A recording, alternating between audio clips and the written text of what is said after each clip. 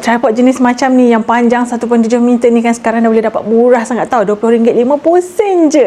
Kalau yang ini bukan setakat dia tinggi, panjang lagi daripada Ayu. Tengok tinggi sangat-sangat. Tapak kaki dia pula 3, memang elok secure, tak mudah jatuh. Lepas tu dekat sini awak boleh pusing. Awak nak portrait ke, awak nak landscape ke, semua boleh awak pusing sahaja. Bagi sekali skru ni untuk awak letak awak punya kamera tau. Bukan setakat handphone, kamera pun boleh letak dekat sini. Kalau ada remote, so tak payahlah awak nak boleh lari tekan timer ke apa ke, pakai remote je. Dia punya ni boleh adjust 360 darjah tanpa perlu awak pusing awak punya tripod ni. Pusing je macam ni. So kalau awak nak buat vlog berjalan ke, awak nak buat lari-lari ke, boleh. Lepas tu kalau awak nak add on dia punya lampu pun boleh tau. Awak boleh letak je lampu dekat bahagian kiri dengan kanan dia macam ni. Lepas tu awak boleh on dia punya lampu.